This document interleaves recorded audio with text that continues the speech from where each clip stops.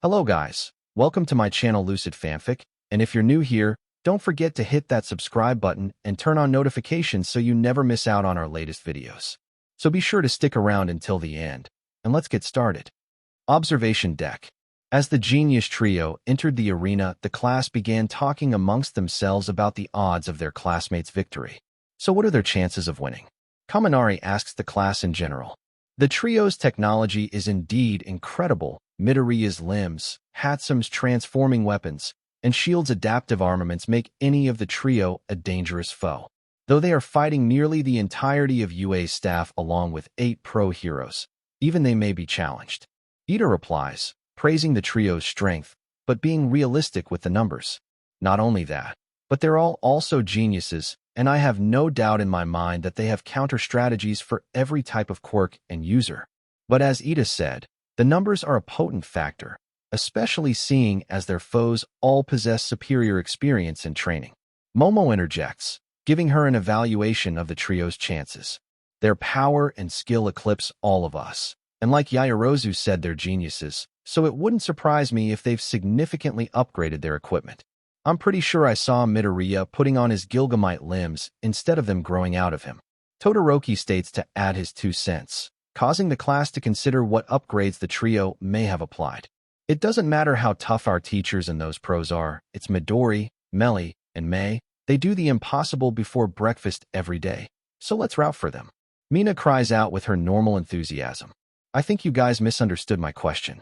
I wasn't asking if our classmates had a chance of winning. I was asking if our teachers and the pros stood a chance at victory.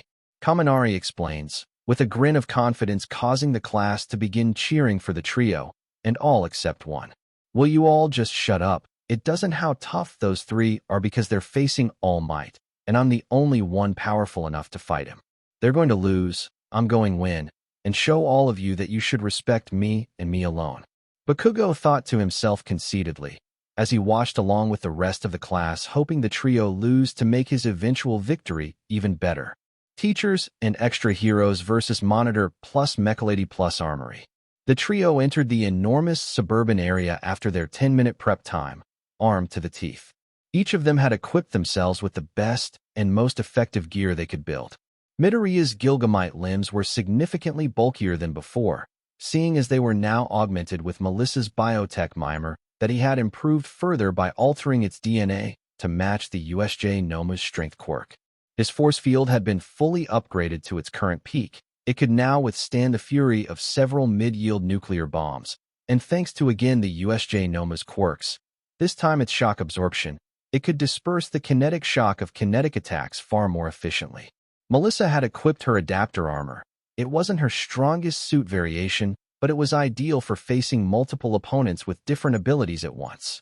Along with that, she brought her electro staff, a stun gun, and the 2 plasma casters she used during the sports festival, as well as numerous anti-quirk cubes. May was loaded up with enough nanotech to create enough munitions to make a Texan school blush. Her nanotech packs, with help from Melissa, could become anything in their arsenal that didn't require any significant chemical components, so she brought a dozen clips of Macron ammunition strapped to her back and hips. As the trio walked into the arena, they were immediately set upon by Hound Dog and Vlad King in a pincer attack. Vlad attacked with BLD spears from a distance, whilst Hound Dog attempted a savage CQC engagement.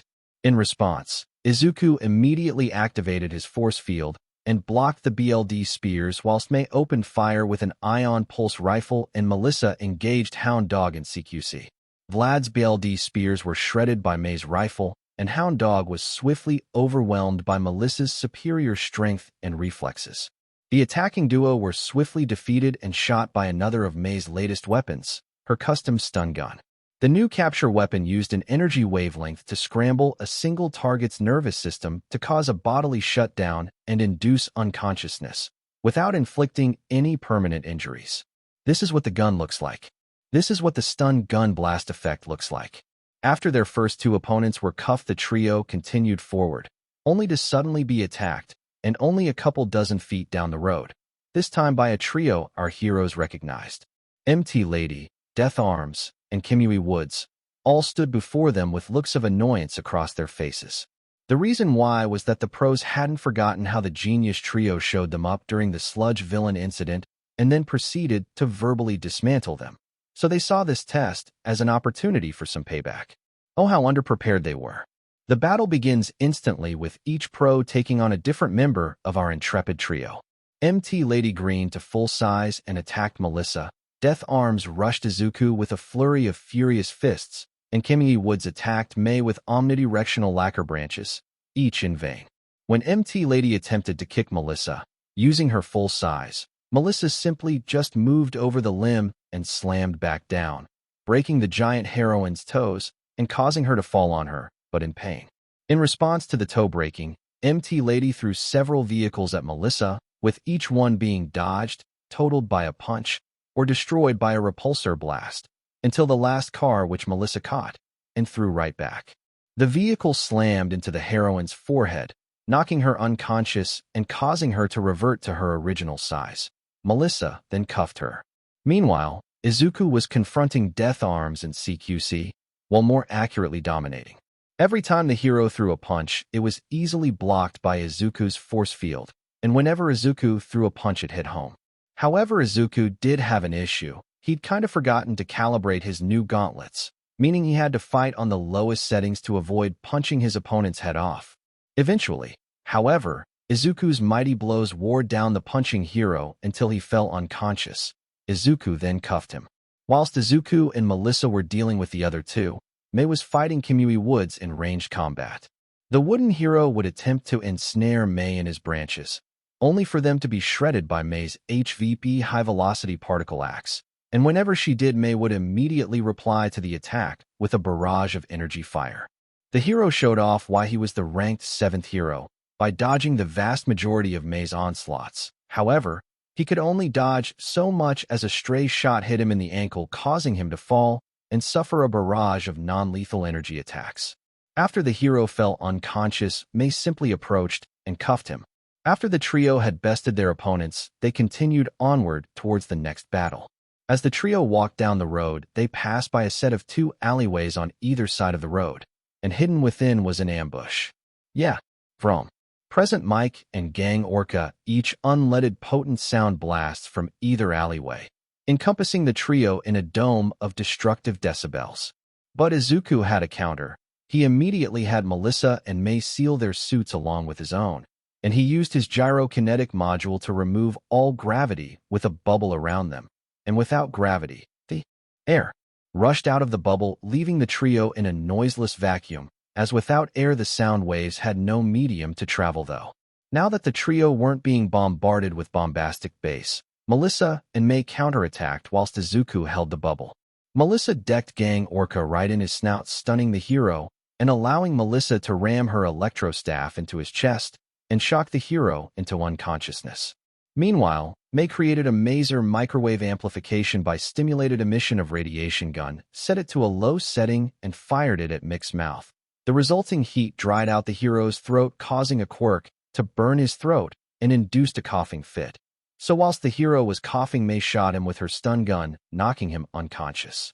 After the 2 heroes fell, Izuku described the null gravity area and assisted his pseudo-siblings with cuffing the 2 heroes. The trio then pressed on. As the trio entered an open part of the inner area, an enormous shadow suddenly blotted out the sun, and the sound of a large, fast-moving object could be heard. The trio swiftly jumped back as an enormous mass suddenly crashed down in front of them. Crash. When the smoke cleared, the trio saw their next opponent. The dragon hero Ryukyu standing before them in all her draconic glory, as her eyes fixated on the trio with malicious intent burning inside them. The 4 of them entered a standoff, waiting to see whose attack first. Until, roar. Ryukyu roared and charged the trio with all her might. In response, both May and Melissa jumped to the sides to avoid being hit, whilst Izuku braced for impact.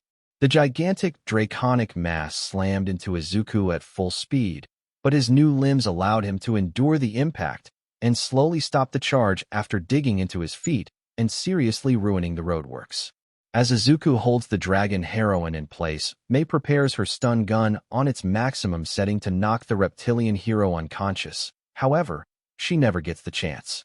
Bang! A gunshot rings out from a distant location, the resulting shot shattering Mei's weapon to pieces. Bang! A subsequent shot is heard, and the bullet hits Melissa in the chest, knocking her over. The two heroines in training swiftly scramble for cover, whilst Izuku continues to wrestle the enormous dragon hero. As Melissa and Mei survey the area, they take stock of the situation. Their CQC powerhouse had his hands full. They were being shot at from a great distance away, and they'd lost the stun gun. As they analyze the situation, Melissa pulls out the round that had embedded itself in her chest and examines it to discover it was a 50 BMG round only fired from caliber rifles like the Barrett M82 or the M107 semi-auto. After analyzing the round, Melissa has Mei scan the area using not only her scanners, but her quirk as well. As Mei scans the surroundings, she finds something, or as a matter of fact, someone. On top of a small skyscraper, 2 miles away, she spotted the gunman. It was Snipe brandishing not his custom revolver, but an M107 semi-auto rifle. But not just Snipe, there was another. Airjet was also there, hovering in the air like a defensive drone ready to strike down any counterattacks and or take the hit, while Snipe dealt out punishment. The duo quickly hatched a plan to counter the long-range threat whilst they left the subduing of Ryukyu to Izuku. Melissa would fly over and engage Airjet in aerial combat, whilst Mei would hang back and attempt to out-snipe Snipe using one of her guns, her Macron gun. Go watch this video that explains what a Macron gun is. They do it better than I ever could.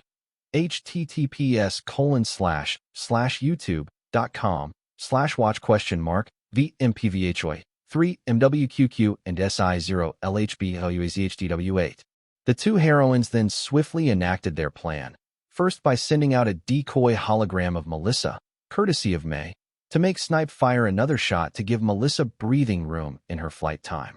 Bang! The decoy worked, and as soon as the shot was heard, Melissa flew off to engage and distract Airjet, whilst Mei forged her Macron gun into a sniper rifle configuration. Melissa POV. Melissa swiftly flew towards her target, the Buster hero, Airjet, to allow her sister a clear shot to defeat the gunman Snipe. As she approached, she heard several more shots ring out, but they weren't targeted at her. Instead, the bullets flew towards Mei and Izuku, and upon seeing this, she flew faster. Then suddenly, whoosh! A blast of concussive air slammed into Melissa's armored chest, knocking her back slightly, only for her to promptly reorient herself as the one who fired the blast flew into view, Airjet. Melissa quickly scans the hero's armor and is disappointed. The armor is comprised of a light element, but has very limited durability. Its gaps give an opponent ample room to attack weak points, and the helmet offers little usage outside of basic protection with no scanning equipment or even eye protection. The jetpack was large and bulky, adding significant weight and vastly restricting maneuverability, as well as increasing fueling costs. Lastly, the hero's primary weapons, the Buster guns, were too large in her opinion, which meant an opponent would have an easy target to focus on. In her opinion, the hero's costume needed a serious update, but right now she had a job to do: win. For a brief moment, the two opponents stare each other down, only to suddenly and wordlessly charge each other. Melissa unleashed a barrage of CQC attacks with her staff, repulsor blasts, and plasma shots from her casters, whilst Airjet opened fire with every technique he possessed. The two skirmished for just over 2 minutes, just enough time for one of them to run out of fuel. Airjet's jetpack suddenly began coughing and wheezing as its fuel supply ran low, and the hero noticed this and desperately began looking for a landing zone. That, however, was his fatal mistake. Seeing this desperation in her opponent's actions, Melissa seized the opportunity and tackled the Buster hero into a rooftop, slamming them both into a ventilator, crumpling the metal like paper. The hero of air lay there conscious but defeated. Melissa cuffed the man and began to walk away, only for him to speak for the first time in the fight. "You knew I'd run out of fuel during our fight, didn't you?" Airjet asked. In response, Melissa retracts her helmet and simply smiles, before tossing the hero a business card and leaving. The hero merely chuckles before passing out. As Melissa prepares to leave the hero, a sudden sound is heard. Shrakakum. An explosion rocks the airwaves as the location where Snipe was sniping from explodes, and the Japanese cowboy begins to fall. In an instant, Melissa flies over and catches the man, who'd fallen unconscious. As Melissa was pondering the cause of the explosion, said cause showed up. May.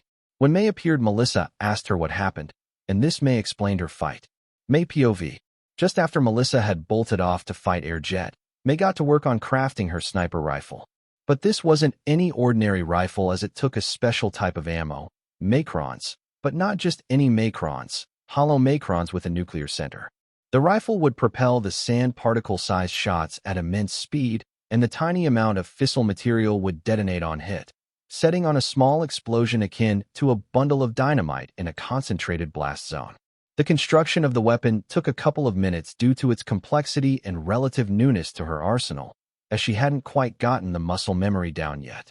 However, when she was done, she basked in the weapon's glory and its uniqueness, amongst other sniper rifles, as this one had no scope.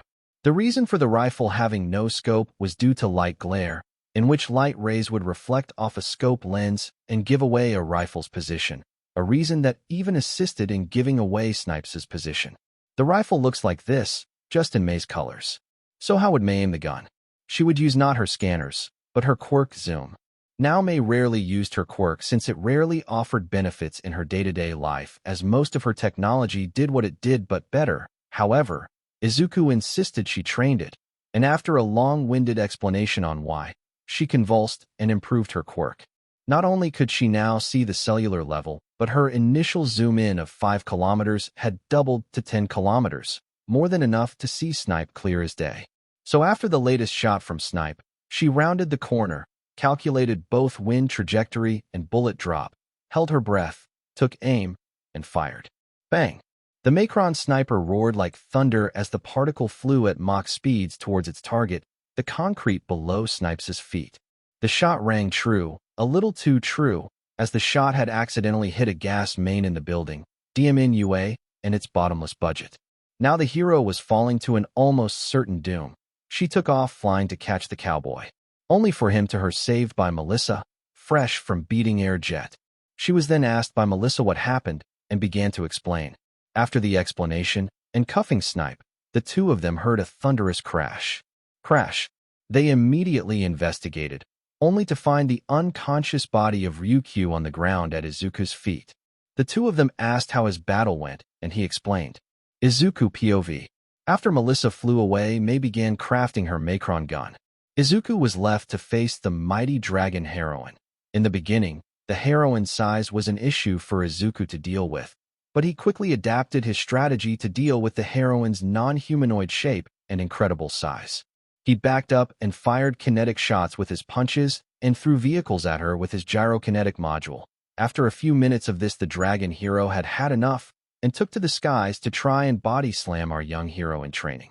But to this too did Izuku have a counter, an uppercut directly into the heroine's torso. So as the two combatants hurtled towards one another, the blow was dealt. Izuku Goku and Ryukyu Birder. The uppercut Izuku unleashed knocked all the wind out of the dragon heroine's chest with such force that she fell unconscious and her enormous body crashed into the ground, only to revert to her human form. After the explanation of what happened between Izuku and Ryukyu, the trio cuffed the unconscious dragon hero and continued onward to their next challenge. Third-person POV. Montage time, because I can't be asked to detail all the fights. As the trio advanced further and further into the urban arena, they continued to encounter foes.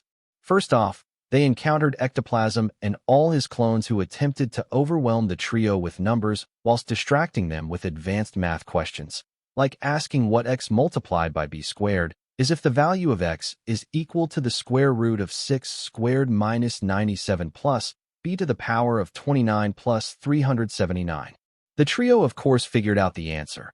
Comment if you can answer it, and proceeded to defeat Ectoplasm after Melissa used infrared vision in her helmet to find the real Ectoplasm, as the clones don't generate human-level heat.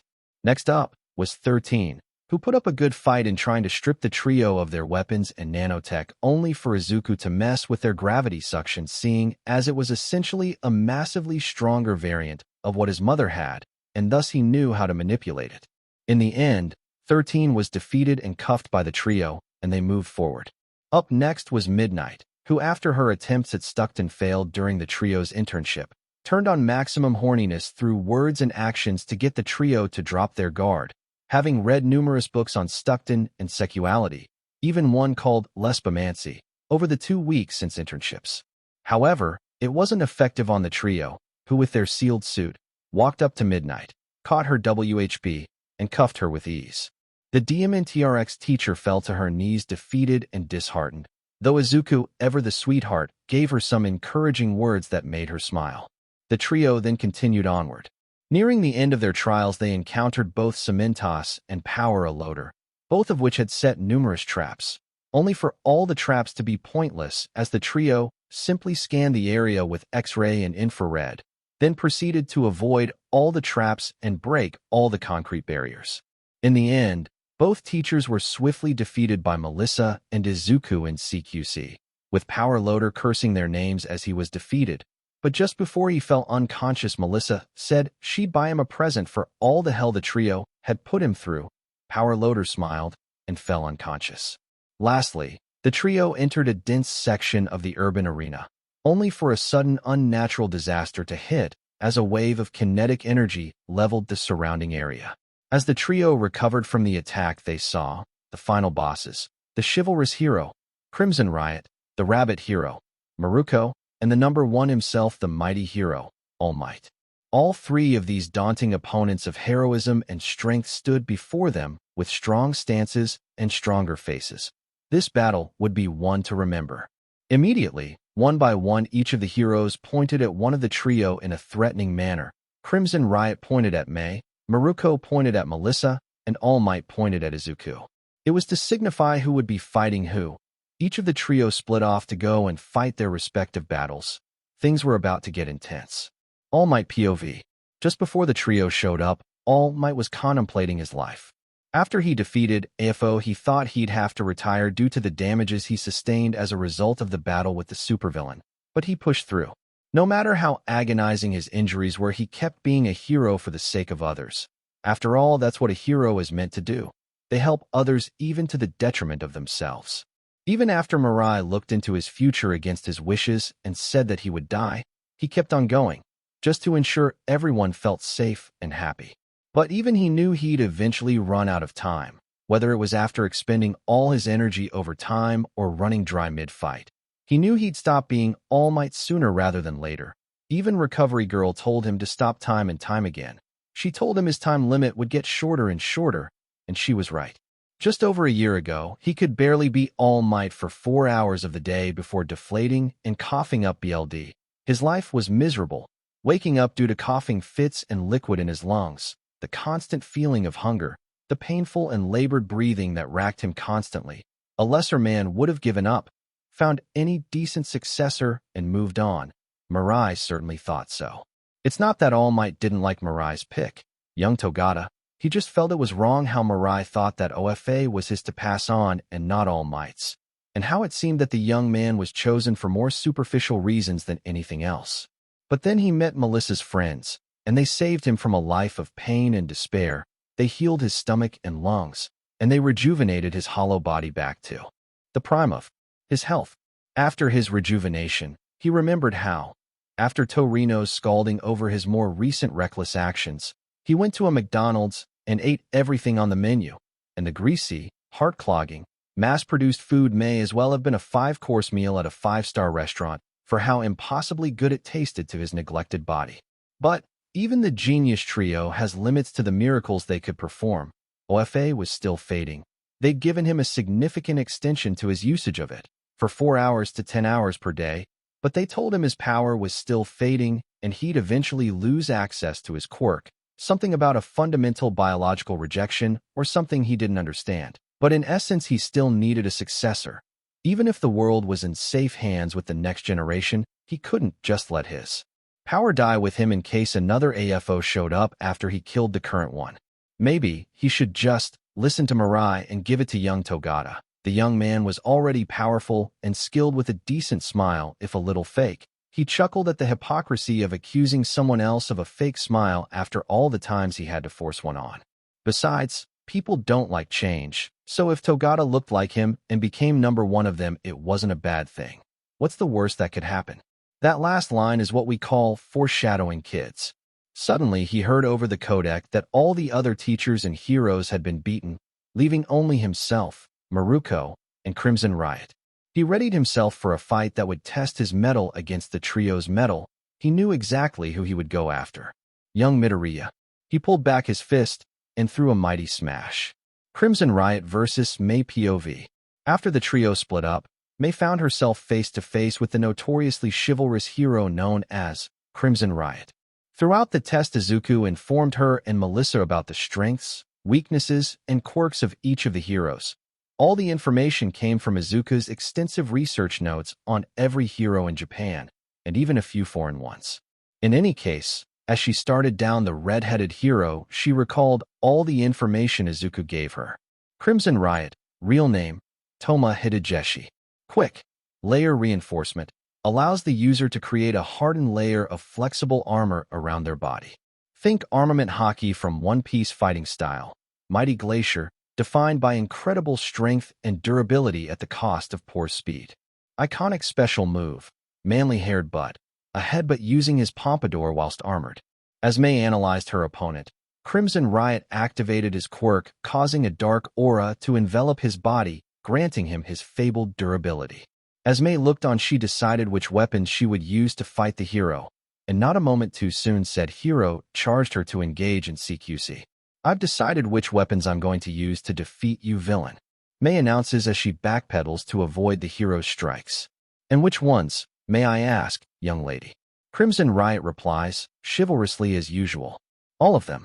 Mei cries out, as she jumps, takes a spread eagle position in the air, and rains down micro-missiles on the hero. The chivalrous hero was bombarded by dozens upon dozens of missiles, each striking with potent force, and so swiftly he couldn't dodge, but he powered through. As the smoke cloud cleared, the hero was revealed to be unharmed, emphasized by him brushing off some soot on his shoulder to signify how unremarkable the attack was. Most other opponent would be flustered or angry at this display of durability and confidence, as well as questioning their chances at victory. However, Mei Hatsum wasn't like most people, as she saw this as a good sign because it meant she got to test more babies on a durable subject that could give her a testament afterwards if he survived, that is. So as Crimson Riot emerged from the smoke, he saw not a flustered woman, but the determined and slightly sadistic smile of a woman who had a plan, a very, very scary plan. Mei retracted her helmet to show off her smile. As the fight continued, Mei unleashed all manner of artillery on the chivalrous hero. Missiles, rockets, plasma, lasers, macrons, masers, grenades, Tesla electroblasts, fusion energy, concussion blasts, and more, all unleashed from every angle. Her only regret was that she'd forgotten her antimatter gun. She hoped someday to finally test that baby. That last line was also foreshadowing. As for Crimson Riot, well, he was in a bad way. His incredible durability was more suited for short CQC fights as it drained a lot of stamina to maintain. But Mei's arsenal and omnidirectional assault were pushing his quirk to its limits, and he was getting tired. He feared his quirk would soon give out and leave him vulnerable. Eventually, however, the chivalrous hero saw an opening and took it. Mei had gotten too close to hit him with a plasma shot, and he tackled her, locking them in place to execute his iconic special move. Manly-haired butt. Crimson Riot shouts as he proceeds to headbutt Mei with his armored hair, only for it to all fall apart. TSCH. The armoring aura around his body broke upon impact. His quirk had reached its limit at the last hurdle. In response to the attack, Mei exposes her reactor and fires a low-yield concussive unibeam. The resulting blast threw the chivalrous hero against a streetlight and knocked the wind out of him. But she wasn't done. Crimson Riot stood back up. He was exhausted due to his quirk draining him, and he'd had the wind knocked out of him, but he refused to give in and chose to stand like a man. He took a combat-ready pose and waited. Mei approached the manly hero ready to deliver the finishing blow and knock him unconscious. But as Mei created and raised a tonfa to strike the hero's neck, Crimson Riot showed no reaction. Mei got closer, right up in his face, and still nothing. The manly and chivalrous hero had passed out, standing up like a real man.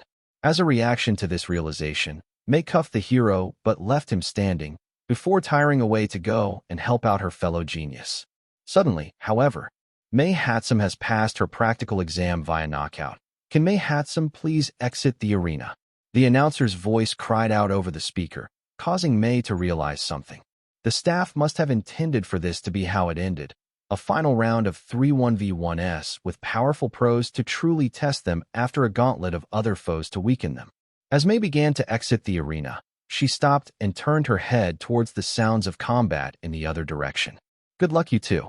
Never give up. May thinks to herself as she then turns to the still-standing Crimson Riot. I can see why Kiri looks up to you. May thinks to herself as she leaves the arena.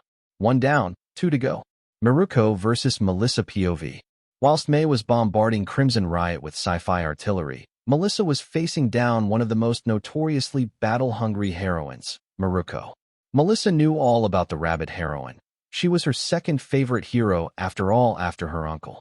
She knew that Maruko relied on a lightning bruiser fighting style and relied purely on physical might and martial skill to ferociously overpower her opponents. She was so ferocious that sometimes villains gave up before any punches got thrown. Melissa also knew that her anti-quirk cubes would be useless against Maruk since her quirk was a mutation type, and the cubes were still limited to emitter and transformation types, just like Aizawa's quirk, which meant victory world come. By knocking the rabbit heroine out cold, she prepared herself for a difficult battle. Maruko was excited. She'd been told about the trio's abilities after the sports festival. Initially, she thought they were over-embellished rumors, but after her best friend, Ryukyu, showed her the tournament, she wanted to fight all of them. She even sent out internship invites to get their attention. Unfortunately, they didn't accept them, but she was at a lose. That was until a certain sleep-deprived hero asked on behalf of a certain rat if she'd be willing to help out in the trio's practical test for their finals. She quit and jumped at the opportunity, and while she was upset, she couldn't fight the green one who defeated the number 2 son in spectacular fashion. Although All Might called dibs, and she respected the number 1 too much to argue. However, fighting the blonde one was certainly an acceptable tribute. She'd seen the girl's fighting prowess when she curb-stomped that explosive blonde who was on the TV for vigilantism, and she had to admit she was impressed. That and the prospect of fighting an opponent with an arsenal straight out of science fiction excited her. She had been doing stretches the entire wait time, and now it was finally here. She prepared for a battle she would surely remember. As the two powerful women stare each other down, suddenly, they charge one another. Maruko unleashing a furious barrage of kicks and punches whilst Melissa lets loose an unbridled assault of staff strikes charged with electricity. The confrontation was terrifying to behold. While Maruko's punches couldn't dent Melissa's armor, their impacts radiated through and caused bruising, and whenever Melissa landed a staff strike, Maruko would simply power through the intense shock.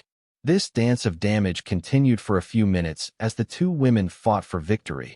Eventually, however, one of them got the upper hand.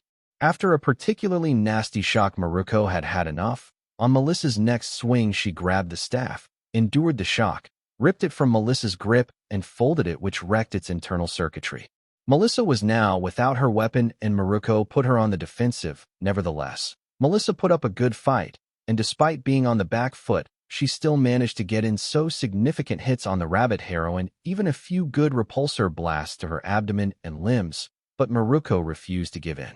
Eventually, though, Melissa saw a chance to end the fight, although it would likely heavily injure the rabbit heroine. However, seeing Maruko's determined face, she theorized that that may be the only way to win. So on an instant where Maruko was reeling from a gut punch, Melissa sprang her attack. She morphed her regular palm repulsors into larger repulsor cannons. Now normally these weapons would hit like a shotgun each, which is why Melissa didn't often use it, as it could seriously injure someone. But she had faith that Maruko could take it, probably. Melissa's repulsor cannons looked just like Tony's, only in her colors. Melissa opened fire with her cannons. BLM, BLM, BLM, BLM, BLM. Each shot slammed into the rabbit heroine, but still, she refused to give in, taking each hit and shrugging it off with a crazed smile on her face that genuinely scared Melissa. In response to this, Melissa did something drastic. She merged her two repulsor cannons into a repulsor bazooka and fired it directly into Maruko's chest. Wonder Woman Maruko and Blue Beetle Melissa. Crockham. The repulsor bazooka crashed into Maruko with such force that it cratered the ground slightly, leaving the rabbit hero at last unconscious. Melissa swiftly did a bioscan to see if she'd gone too far. Thankfully, the heroine's injuries weren't life-threatening, however, her ribs were now a pile of sticks. Recovery girl is so going to scold me for this, Melissa thought to herself as the announcer spoke. Melissa Shield has passed her practical exam via knockout. Can Melissa Shield please exit the arena? The announcer's voice cried out over the speaker, causing Melissa to do a double take as she realized something. Izuku's all on his own against All Might. Oh God, please be safe, Izuku. Melissa thought to herself as she exited the arena. 2 down, 1 to go. All Might versus Izuku POV. It had all come down to this. As both Izuku and All Might stared each other down, they smiled at one another. So it's come down to this, Izuku states as he adjusts his gauntlets and boots. Yes, it most certainly has, young Midoriya. Before we beat each other up, I must once again thank you, and by extension Melissa and young Hatsum, for healing my wounds. I'd almost forgotten what my full power felt like. But as you told me, it's still fading, so I must ask, are you sure none of you 3 want one for all? All Might explains, as he asks for the trio's assistance once again. You're welcome, All Might. And in regards to your request, you already know my answer. Now watch out, because I'm not going to hold back. Izuku replies as he takes a combat-ready stance. I'd be disappointed if you did. And thank you for your honesty. All Might replies, as he too readies himself. This was it, the moment where mind and might fight one another. 2 men, born quirkless, having achieved the power to help others, were about to fight. There was a PRGNT silence. Then suddenly, Detroit's smash/blast smasher. Both combatants yelled as each threw a mighty punch. Crash. The collision of power shattered all glass within a mile radius of the epicenter. Then they struck one another again, and again, and again, and again, and again. The 2 combatants were throwing punch after punch, smash after smash, their movements a hypersonic blur of motion so fast it looked as though they had a dozen arms each. The collision of might blows continued for a minute until All Might dodged a blow and went to strike Izuku's chest. Our young hero barely had any time to react, even with his picosecond reactions. Izuku defensively crossed his arms and powered up his force field to full. Smash. The hero's fist slammed directly into Izuku's barrier and wrecked it. The feedback loop fried his belt, and the field fell. Izuku's gauntlets then took the rest of the punch's force. Said force threw Izuku across the arena and through several buildings. His armor soaked up much of the damage, but Izuku still felt the brunt of All Might's smash. So that's what that feels like. Gonna have to say, not a fan. Izuku thought to himself, as he got up and dusted himself off. Looks like I may have to risk that. I may be able to match his speed and potential his strength, but All Might's endurance and stamina have me woefully outmatched. But before that, I should probably try and wear him down a bit.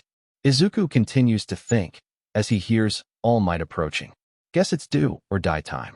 Izuku thinks as he prepares himself for round. Suddenly a blur of red, white, blue, and yellow race towards Izuku at immense speed. Only gonna get one chance at this. Izuku thinks to himself, as he prepares to counter the attack he knew was coming. Then, it happened.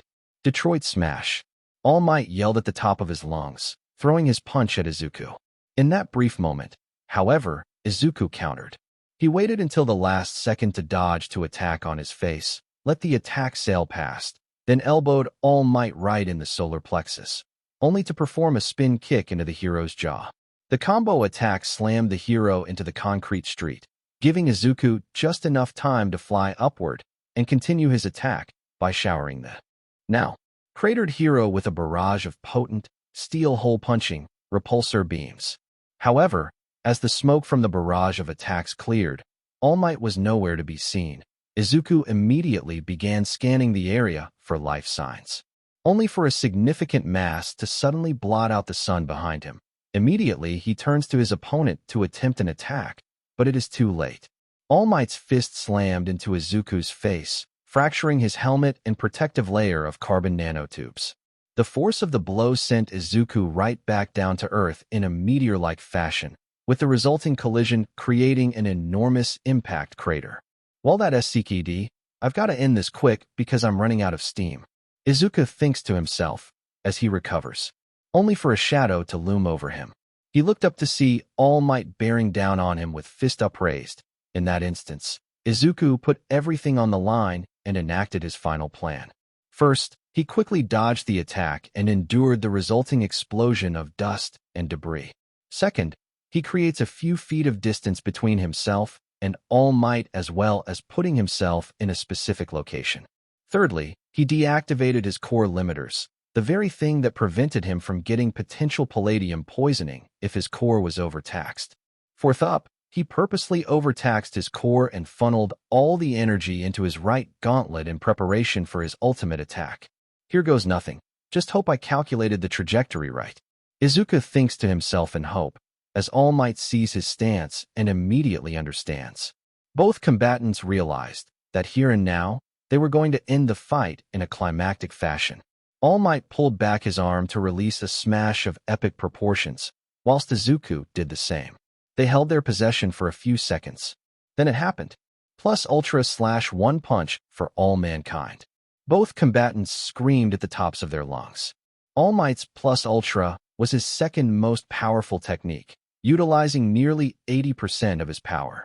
Izuku's ultimate move, the One Punch for All Mankind, was the strongest physical attack in his arsenal and utilized every drop of power his core could output. As the two mighty techniques crashed into one another, a veritable hurricane was kicked up that leveled nearly the entire arena. But it was clear Izuku's technology just wasn't strong enough to overpower the number one hero. His opponent's attack would eventually overwhelm and throw him. Just as planned. Izuku had never planned on winning by knockout. How could he? It was All Might in his prime. If he'd fought the hero before his healing, then sure, he could have maybe won. But as All Might was now, he stood no chance. Which is exactly why he let himself get thrown by the hero attack in a specific location. He needed a boost. The resulting attack threw Izuku across the arena, through several buildings and vehicles, until finally, he crash-landed outside the escape gate. Izuku Midoriya via escape. THR exam is over. The announcer's horn blared. As Izuku heard this, he smiled brightly, before immediately passing out. Observation deck. As the final victory of the trio was announced, the class was stunned silent. No one knew what to say, until they did. That was so cool and manly. Kirishima cries out as he cheers for the trio's victory over nearly impossible odds. As this happened, almost the entire class joined in, with the exceptions of Ida, who was stoically tearing up at Izuku's genius strategy, Todoroki, who was simply smiling and nodding his head, and Bakugo, who was slightly fuming at the fact that the trio had won. How did they win? They don't have any power, just their dumb toys. How did this happen? They must have cheated somehow. Bakugo internally screamed, trying to rationalize the impossible situation in front of him, until he realized something. Wait, that worthless Deku didn't actually beat All Might. He just escaped like the coward he is. Which means I can still prove my superiority by beating All Might. Yes. Finally, I'll show all these losers who's strongest. Bakugo monologues internally, as Nizu tells him along with his two teammates to prepare for their exam. All Might versus Creati plus Super Alloy Redshine plus Blaster. After the trio returned from the Recovery Girl's office and received a round of applause from the class, as well as hugs from their closest friends, even Todoroki surprisingly, Nizu informed Bakugo, Yaoyorozu, and Kirishima to prepare for their exam, as All Might was just swapping costumes due to the damages his last one sustained. Now when a group is given an impossible task, one might expect an extensive planning session where all parties sit their pieces. However, this relies on all parties involved being a good teammate. Whilst the duo of Yaoyorozu and Kirishima were planning after finding a note stating a set of unique win conditions, Bakugo was working up a sweat and telling the other two to shut up whenever they tried to involve him. After their 10 minutes ended, the door opened into the pleasant, civilian LMD-filled streets of a appealing urban arena, only for the beauty and quiet to immediately be interrupted by a certain blonde. Out of my way, fuckers, I've got a villain to kill.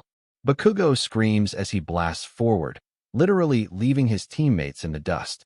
As he did this, he scared numerous LMDs, causing many to fall over in fright or run for the safety of their homes. Meanwhile, Kirishima and Momo simply began doing what the instructions told them to do. It said to quote, treat the test like a regular patrol until actions are required, end quote. So they did just that. They began calmly walking down the road, helping the LMD civilians in their daily activities such as helping the elderly to cross roads and getting stuck robot cats out of trees. Many of the spectators immediately wanted to know if they could purchase a robot cat from the trio. However, after a few minutes of calm serenity, all hell broke loose. A wave of destructive kinetic energy suddenly ripped through the urban area, causing untold destruction in its wake. Both Kirishima and Momo barely managed to react and dodge it while saving as many LMDs as they could. When they recovered, they saw the devastation, flattened buildings, overturned cars, and downed and panicked civilians. So this what the note meant by "until actions are required." It's a bit excessive though. Momo states as she stands up and begins creating rescue supplies. I'm guessing that this was All Might's doing. Kirishima states, only to not to the answer from Momo, but instead from another. Correct, foolish hero. I did this. Now cower as fear, because I am here. All Might's voice boomed as he landed in front of them. What happened to Blaster? Momo asked, only really semi-worried for Bakugo's health. If you're talking about the blonde one, he's currently unconscious 5 blocks that way. All Might replies, pointing behind himself with his usual smile shadowed into menace. Creati, you help the civilians, I'll hold them off. Kirishima cries out as he hardens his body and prepares to face the strongest hero in Japan, potentially even the world. On it, Redshine. Momo replies as she bolts the closet injured LMD with a large bag of medical supplies for robots.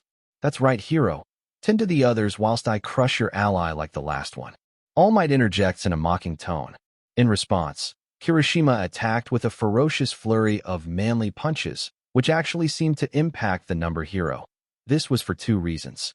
The super serum Kirishima received had allowed him to push his body to near superhuman levels, and All Might had been instructed to hold back significantly for the test, which meant running with the punches.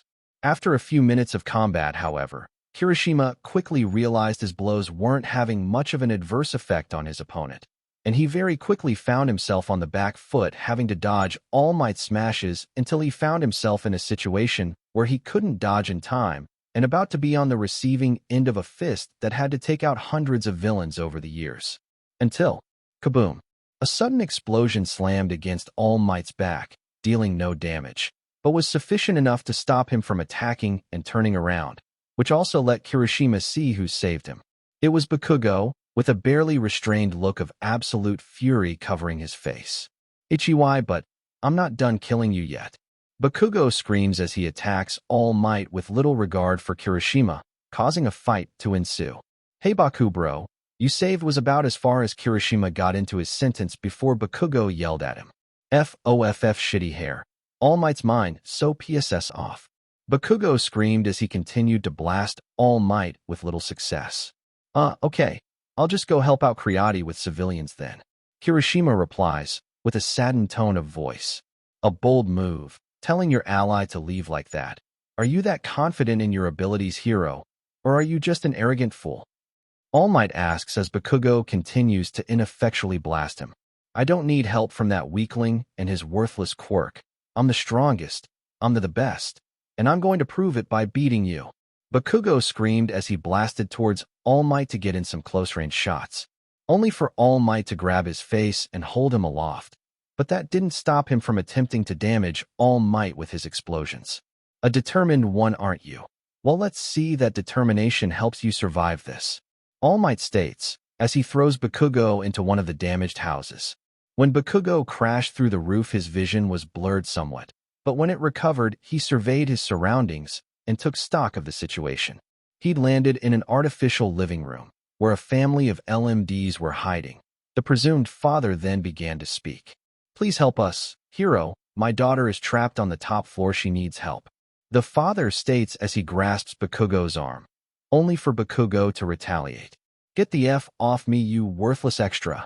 Bakugo screams as he pulls out a vial of liquid and injects it into his neck before blasting the LMD into scrap metal and blasting off back to his fight. In doing so, causing significant structural damage, causing the building to collapse. Death, all the LMDs inside. Meanwhile, Momo and Kirishima were busy rescuing injured LMD civilians from collapsed buildings, flipped cars, basements, etc., and they were doing rather well. They'd saved over 60 civilian LMDs throughout the test, whilst Bakugo had doomed 4, but they didn't know that all they knew was that Bakugo was dead set on fighting All Might. Suddenly, a certain blonde crash landed at their feet, after his most recent battle with the strongest man on Earth. "Hey Blaster bro, you okay?"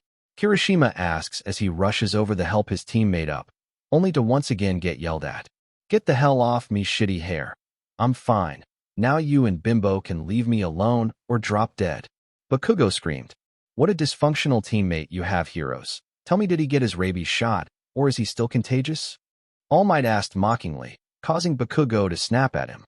"Shut the hell up, All Might. When I beat you, you along with everyone else will show me the respect I deserve." Bakugo screams as a hand grasps his shoulder. "Baku bro, I think it's time to face reality. We can't beat him. All we can do is help the civilians evacuate," Kirishima states as he grasped Bakugo's left shoulder. At this point, something snapped. "He's right, Bakugo, we can't win, we need," was all Momo could say, before Bakugo swirled on his heels by 180 degrees, aimed his grenade gauntlet, and grabbed the pin. At that moment it appeared as though time had slowed to a crawl. Kirishima was hardening his body like never before. Momo was crafting what looked like a riot shield, and All Might wore a petrified face as he tried to intercept the blast. But it was too late. Shakom. The gauntlet ignited its payload and blasted both Momo and Kirishima, along with all the LMD civilians, engulfing them in a massive fiery explosion.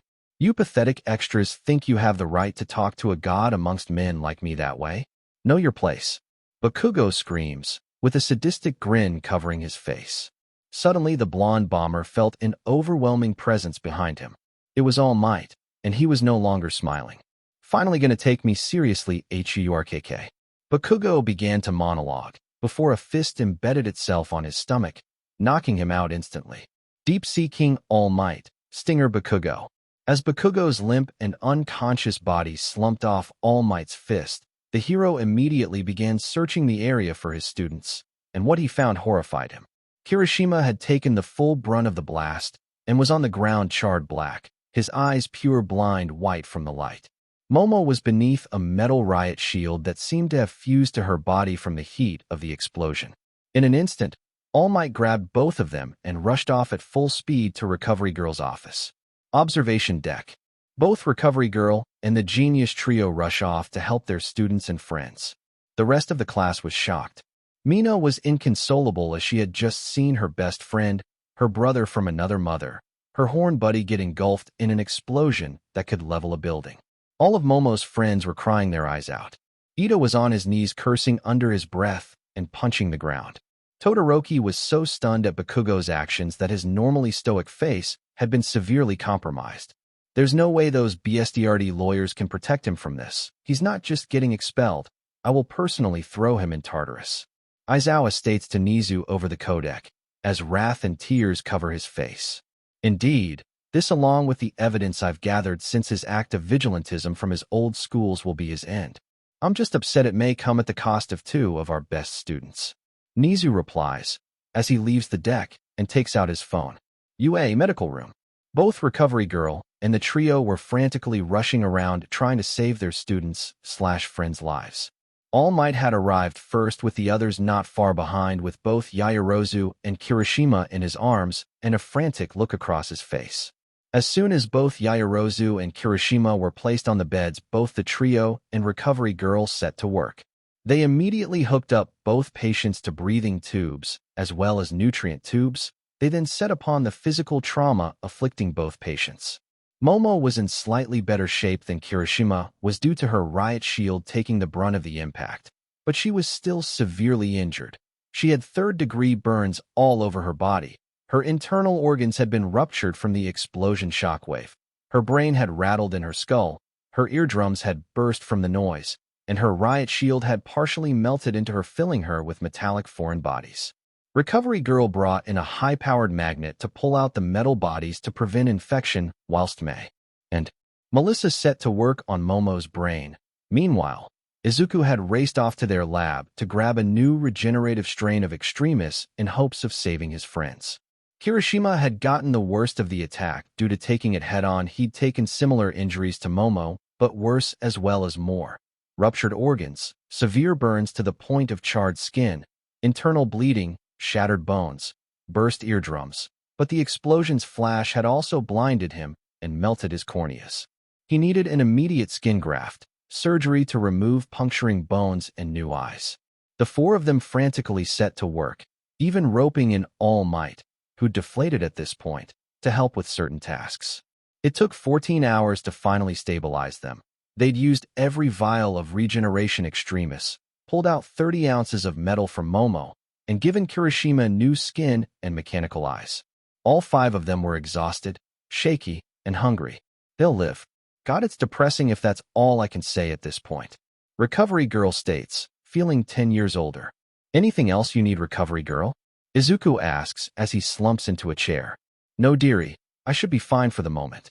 You three should head back to the dorms. You need to sleep and inform your classmates of the outcome. Recovery Girl replies, forcing on a smile. UA, holding cell. Whilst the 14-hour surgery to save Yaoyorozu and Kirishima was ongoing, their assailant was being held in a UA holding cell, usually only used for the temporary storage of villains that attack the university. However, it was now holding one of its students. Katsuki Bakugo was waking up after All Might's sucker punch to his gut, which still felt sore. In a chair, in a red glowing room, bound in restraints and cuffs. In front of him stood three individuals, Dean Nizu, Aizawa, and a man in a stereotypical detective outfit. The hell going on here? Why am I in chains? Bakugo asks angrily. Because you, Katsuki Bakugo, are under arrest for crimes against humanity. Aizawa states, barely retaining his urge to punch the blonde. What? You can't arrest me. I'm the future #1 hero. Bakugo screams, as he tugs against his binge and tries to activate his quirk.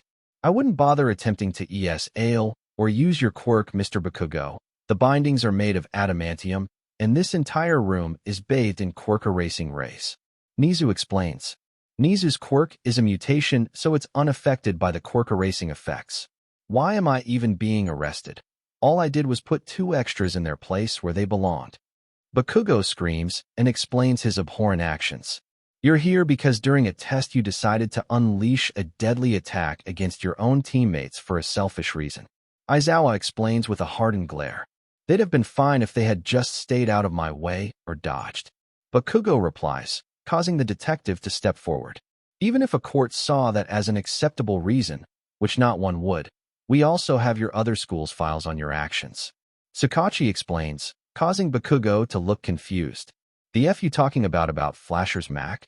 Bakugo asked, giving the detective a demeaning nickname.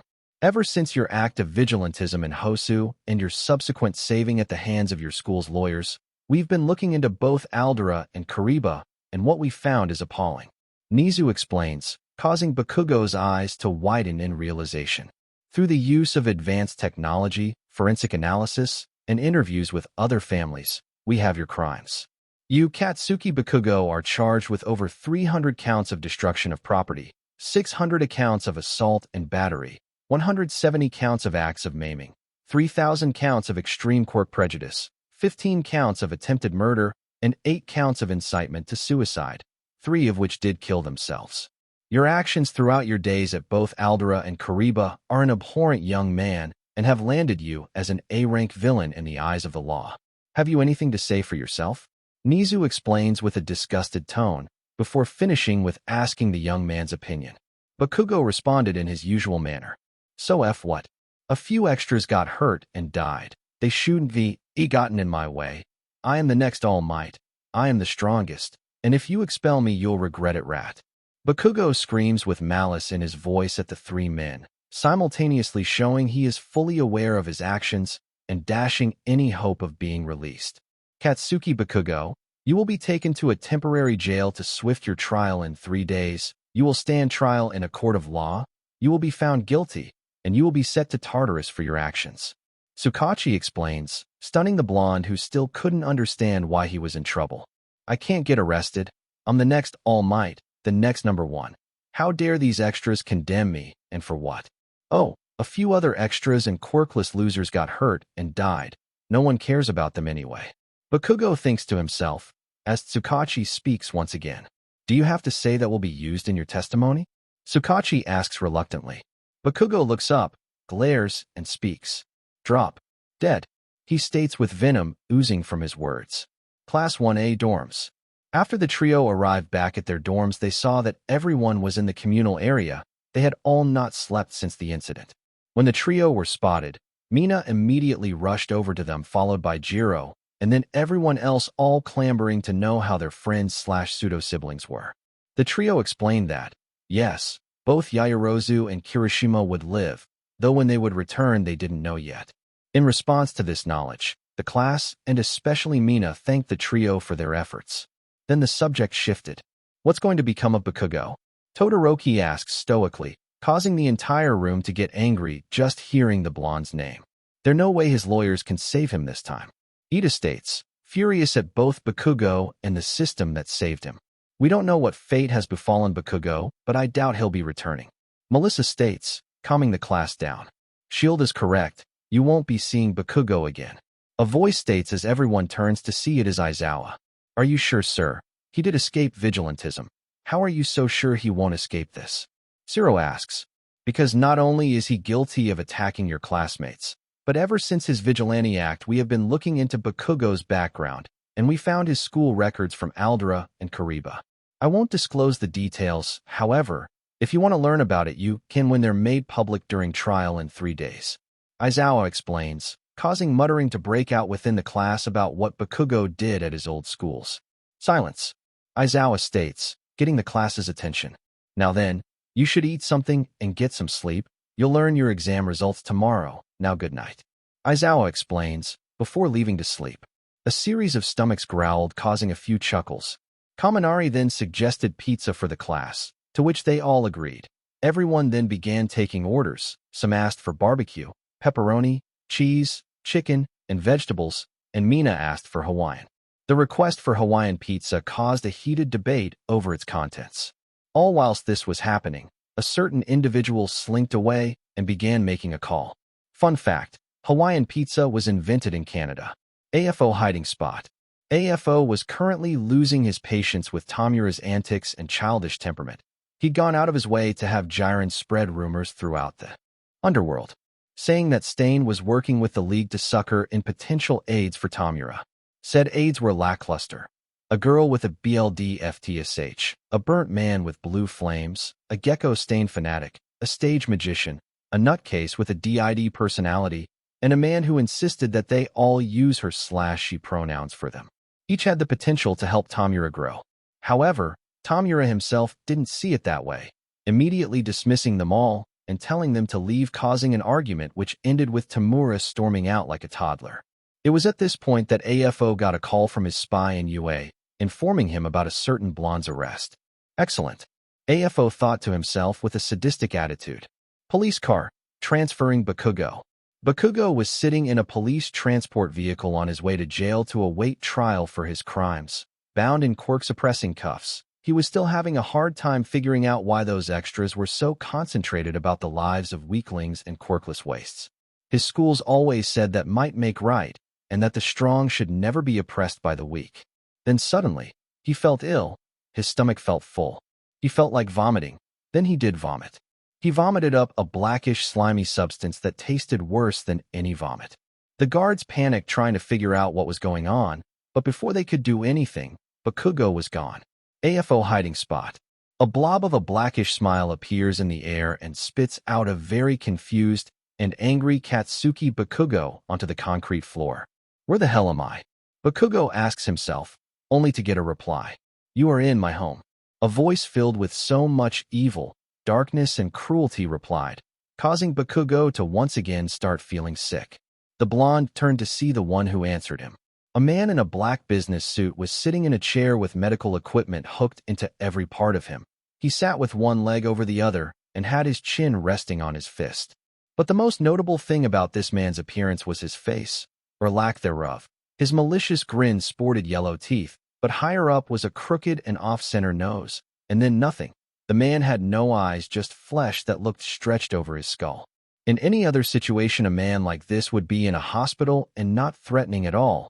However, this man oozed strength and terror with an aura of malice so thick one could cut it with a knife. The man's very presence made Bakugo feel like blowing chunks, but he powered through just enough to speak. "Who are you?" Bakugo asks, absolute fear lacing his voice. "I am All For One, the Demon King of Japan, first supervillain, arch-nemesis to All Might, and true creator of the League of Villains." The man, now revealed to be AFO, replied, his voice thick with evil intent, as he used his terror aura quirk alongside his will-weakening quirk. "Why did you bring me here?" Bakugo asks, trying to stand up with his jelly legs. "Because I have a proposition for you," AFO replies, with a crooked smile that inspired the total opposite of All Might's smile. "Well then, come on," SP spit it out. Bakugo replies, in an attempt to act tough. "You see, the current leader of the LOV, one Tamura Shigaraki, isn't performing as well as I'd hope he would. So my proposition is this: join the LOV Katsuki." Bakugo, AFO explains, causing Bakugo to do a double take before replying. "What's in it for me?" Bakugo asked. "Whatever you want. Name it, and I shall provide it. Money, power, fame, status, additional quirks." AFO replies as he relaxes his quirks, satisfied with the point he's made. Bakugo pondered this offer for a moment, thinking about what he could do with it. He could get revered on those extras at UA for their wrongful conviction of him. He could become the #1 hero. He could even. "I'm in, but on one condition." Bakugo replies confidently. "And what might then be?" AFO asks, his sadistic smile widening. "I want to call the shots in the league." Bakugo states, with all the courage and menace he could muster in AFO's presence, which wasn't a lot. AFO merely smiles, then shoots his rivet stab quirk into Bakugo's shackles, breaking them to pieces. "Welcome to the league," AFO states. So, this was the end of part 11 of this series. Stay tuned for next part of this series, and if you like this video, don't forget to like, share, and subscribe to our channel. Until next time.